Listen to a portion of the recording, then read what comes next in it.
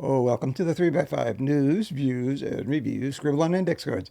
We get in and we get out fast, so keep up.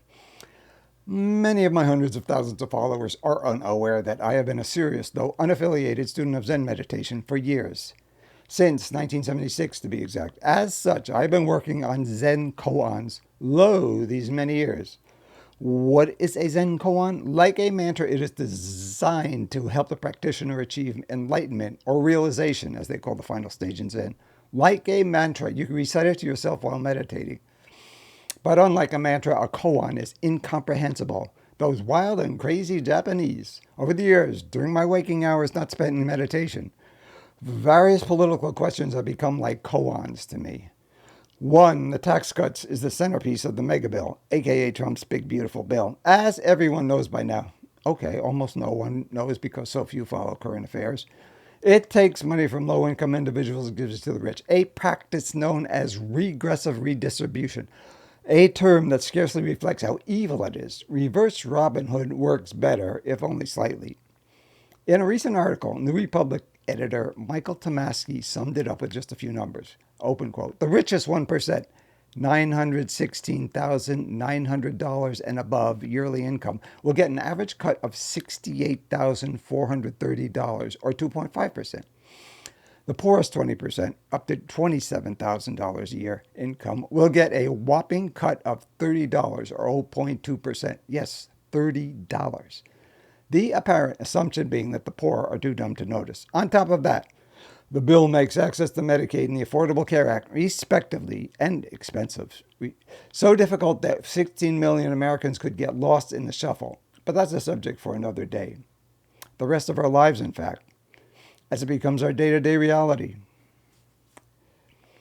Besides a natural kinship on the part of Republicans and, to the nth degree, Trump for the rich, the tax cuts are a way to continue to endear Trump to the black hearts of the rich and keep them contributing to Republican campaigns. But, of course, Republicans, as somehow with everything, have a theory for that. Supply-side economics holds that when policies, if you can call them that, such as tax cuts and deregulation for the rich, increase the wealth of the rich, that they in turn invest in businesses, the rich that is. According to this, the profits would then trickle down to the working classes with the creation of jobs and raising of wages. If there was any trickle down, it was dribs and drabs at best. Alas, the rich are just like anyone else, more likely to keep the tax money and invest it for themselves. Now, before I present my political koan, let me state that it is a variation of What's the Matter with Kansas, the famous 2004 book in which Thomas Frank explored why low and middle income Republican voters vote against their best interests. Without further ado, here's the koan. Why don't low and middle income Republican voters object to tax cuts for the rich? To repeat, why don't low and middle income Republican voters object to tax cuts for the rich? I mean, it's all just so, to put it in a popular culture context, Mr. Burns from The Simpsons, or Mr. Potter, the banker in It's a Wonderful Life. I mean, it always used to be us against them. The classes used to be at each other's throats. What the heck happened? How did us working people become such walkovers? How did we wind up with Trump, the caricature of a gold-plated country clubber famous for stiffing workers and failing to uphold contracts as a captain of our destiny? Recall the robber barons of the late 1800s, such as Rockefeller, Vanderbilt, Carnegie, and Mellon, who made their money in oil and railroads. Factory workers, fed up with low pay, long hours, and dangerous conditions, which stood in stark contrast to the ostentatious luxury of the robber barons in the Gilded Age, formed labor unions, staging major strikes such as the Hard Hat Riot.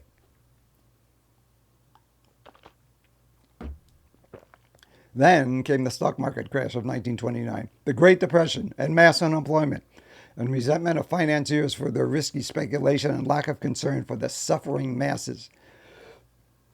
In response, Franklin Roosevelt, a traitor to his upper crust class and happy to be called that, raised taxes on the rich and instituted the New Deal, which included public works programs, worker protections, and Social Security. Such sentiment was revived in the 60s and 70s as civil rights struggles and Vietnam War spending highlighted income inequality with renewed support for unions and calls for higher wages and corporate responsibility. It was then that the direction of the country took a dramatic turn. First, a shout out to historian Rick Perlstein for pointing out how pivotal the May 1970 Hard Hat Riot in New York City would turn out to be in American history. A few days before, during an anti-Vietnam War protest, 4 students were shot and killed by the National Guard at Kent State University in Ohio. I remember it well. Widespread protests ensued, including in New York City, about 1,000 college and high school students holding a peaceful anti-war demonstration near Wall Street. But 200 construction workers showed up from nearby job sites waving American flags and bearing pro-President Nixon signs. They physically assaulted the students, who the police declined to effectively protect. Bear in mind, many of the workers were unionized, but they saw the students as entitled and elitist and were no doubt offended by, or jealous of, who knows, their hippie ways, what with the free love many of them missed out on. Nixon saw an opportunity and invited the leaders to the White House. Thus did defection of Democratic working class voters to the Republican voters party begin in earnest. You see what happened? Suddenly it wasn't the rich who were elitist and their financial oppressors. Now it was the left that was elitist and their oppressors, but not financial, but cultural. With the onset of the greed is good 80s, you could actually make the case that the public had become sympathetic to the rich, especially since the prospect of emulating the rich was dangled before them. But why did American voters, especially the Republican rank and file, excuse tax cuts for the rich at their own actual expense? I mean, is it just me, or as resentful as Americans are about someone else getting money from the government that they are not? Remember what used to be called welfare? Is that crazy or what?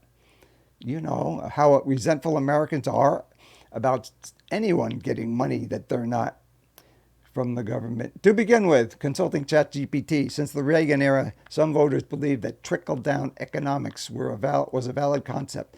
Also, some voters actually did not approve of tax cuts for the rich, but in fact, they hated big government more. Consequently, they thought that higher taxes on the rich might go to wasteful programs of those they opposed, such as the aforementioned welfare.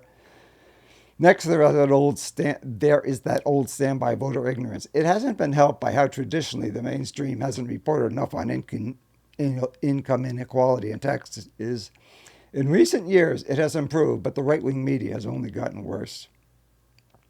Here is one we all hear a lot. Many feel that it doesn't matter which party is in power because the system favors the rich. That leads to apathy and or support for populist politicians, embodied by Trump, who challenge so-called elites while they actually work to enact tax cuts for the rich. Furthermore, if populists such as Trump support voters on issues such as guns, immigration, or religion, they will put up with tax cuts, however unhelpful or even harmful to them.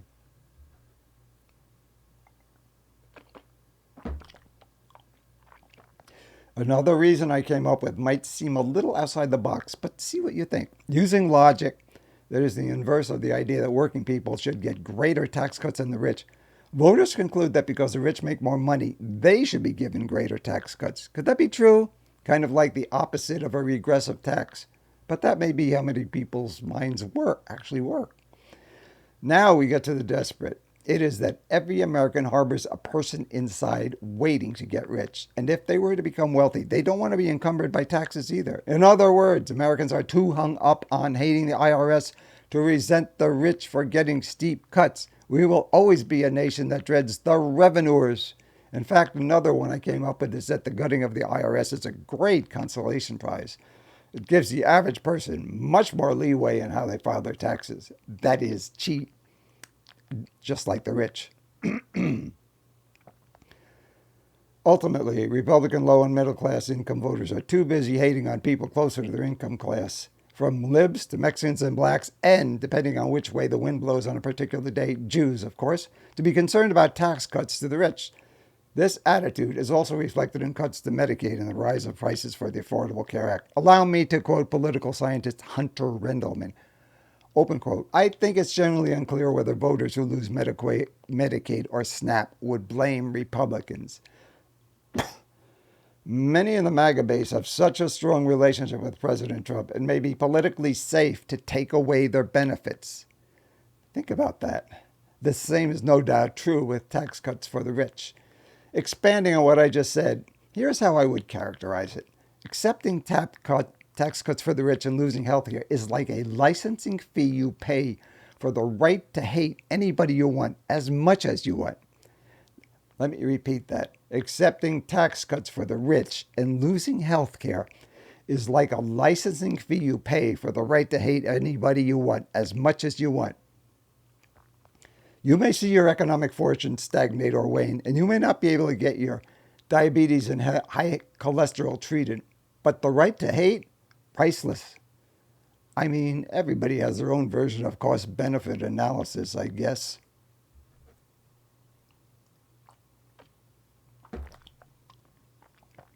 Worse, I myself am fighting a flagging of my outrage at tax cuts, even though I am a low to middle income voter.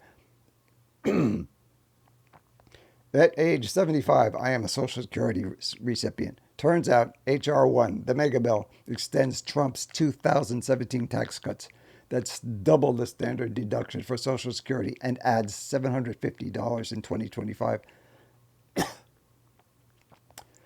Furthermore, it institutes a tax deduction of $6,000 for lower middle income seniors from 2025 through 2028. Yeah, a tax deduction of $6,000 for lower middle income seniors from 2025 through 2028.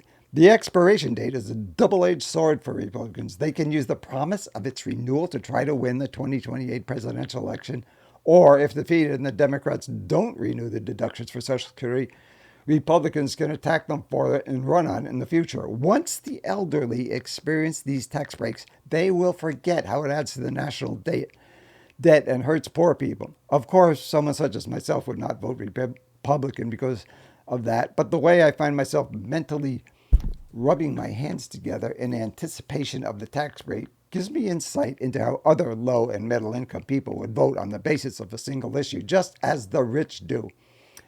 In conclusion, the financial crumbs currently being thrown our way distract us from seeing how cuts to Medicaid and increased expenses to the Affordable Care Act hurt low and middle income people. Looking into the future, the extent to which tax cuts add to the national debt and become a crushing financial burden in the years ahead is obvious. It's not even a case of kicking the can down the road or, when the time comes, the time-honored, we'll think of something. Not only don't Trump et al. Care about anyone in the future, they don't care about anyone in the present but their own, especially the rich. Once again, the rights of future citizens, the current generation, should be preserving and protecting. Be damned. Thanks for the legacy, Trump.